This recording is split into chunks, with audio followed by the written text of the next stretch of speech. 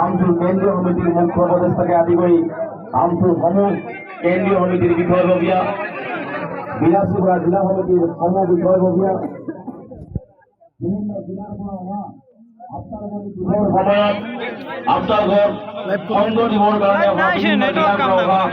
আমাৰ কেন্দ্ৰীয় প্ৰতিনিধিসকল, জিলা প্ৰতিনিধিসকল আৰু মোৰ অতি শ্ৰদ্ধাৰ অঞ্চলবাসী ৰাইজ আৰু আজিৰ এই প্ৰতিবাদস্থলীত আমাক সহযোগ কৰা ধুবুৰী জিলা প্ৰশাসন আৰু সাংবাদিক বন্ধুসকল, আজি আমি এই প্ৰতিবাদ সুখত কৰা নাই। এই প্ৰতিবাদ কৰিছো যে ভাৰতবৰ্ষৰ মাটিত অসমৰ বুকুত গণতন্ত্ৰ ভলঞ্চিত হৈছে, সংবিধান ধ্বংস কৰা হৈছে। কাৰ নেতৃত্বত কৰা হৈছে?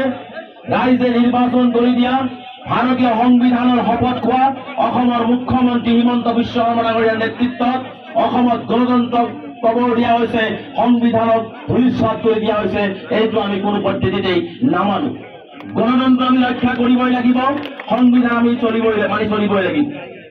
আজি যিজন মুখ্যমন্ত্ৰীয়ে সংবিধানৰ শপত খাই সকলো জাতি জনগোষ্ঠীৰ সমন্বয়ন, সমবিকাশ আৰু সমমৰ্যাদাৰে তেওঁ নেতৃত্ব প্ৰদান কৰিব বুলি কৈছিল, এই কথাটো আজি স্পষ্টভাৱে প্ৰমাণ হৈছে যে তেওঁ মিছাৰ আশ্ৰয় লৈছিল।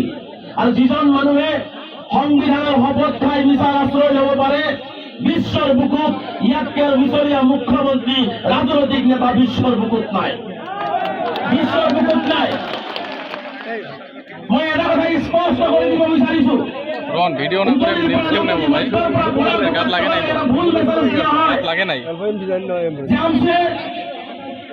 আমচুৱে উচ্ছেদৰ বিৰোধিতা কৰিছে। মই স্পষ্টকে কৈছো, আমচুৱে উচ্ছেদৰ বিৰোধিতা কৰা নাই, কিন্তু হিমন্ত বিশ্ব শৰ্মা ডাঙৰীয়াই বাছি বাছি অমানৱীয়ভাৱে, সংবিধান বহিৰ্ভূতভাৱে যি ধৰ্মীয় সংখ্যালঘুসকলক অন্যায়ভাৱে ভাৰতীয় নাগৰিকক উচ্ছেদ কৰিছে, তাৰ বিৰোধিতা আমি কৰিছো। আৰু এশবাৰ কৰিম, তাত যদি কয় যে সন্দেহৰ কাছাল বাংলাদেশীৰ দালাল হাজাৰ বাৰ কৰেও আমি কেৰেট নকৰো, কাৰণ আমি ভাৰতীয় নাগৰিকৰ পক্ষত কথা কৈছো।